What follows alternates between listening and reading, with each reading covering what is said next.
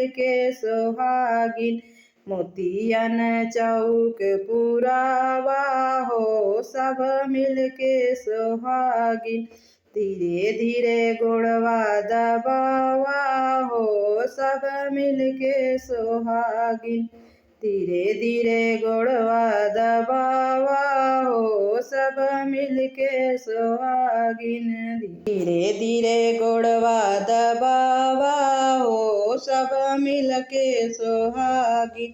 गंगा जमुनवा से जल भरी लावा, गंगा जमुनवा से जल भरी लावा। गंगा जमुनवा से जल भरी लावा, मिल के चरण धोवावा हो सब मिल के सुहागिन। मिल के चरण धोवावा हो सब मिल के सुहागिन।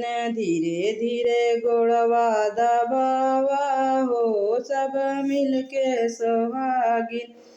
धीरे धीरे गोड़वा दबावा हो सब मिल के सुहागिन। धीरे धीरे गोड़वा दबावा हो सब मिल के सुहागिन। अपने बजरिया से लैया मंगावा, अपने बजरिया से लैया मंगावा।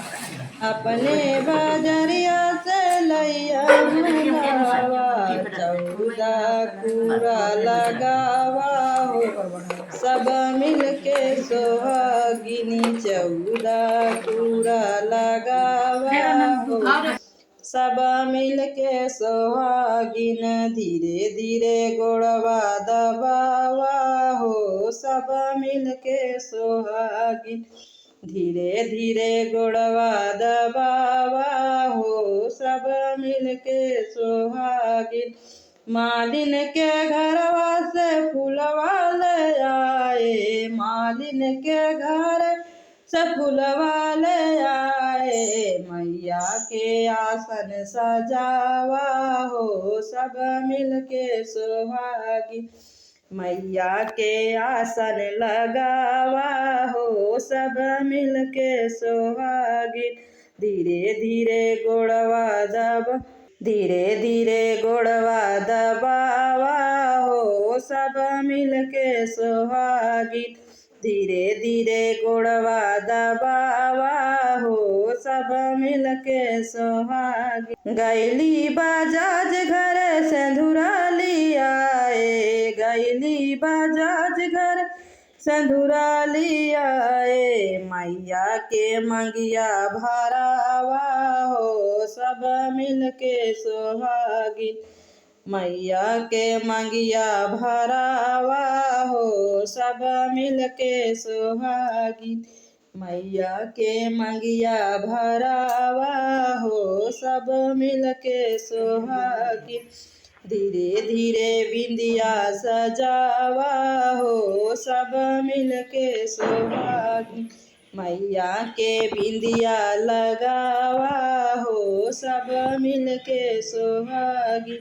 मैया के बिंदिया लगावा हो सब मिल के सुहागिन। धीरे धीरे गोड़वा दबावा हो सब मिल के सुहागिन। धीरे धीरे गोड़वा दबावा हो सब मिल के सुहागिन।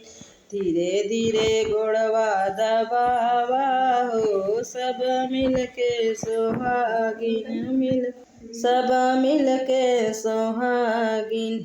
बोला शान मैया की जय। आप सबका हमारा शान मैया का गीत जैसे लागू है आप सब कमेंट बॉक्स में जरूर बताएंगे। बहुत ही प्यारा और शान मैया का गीत है।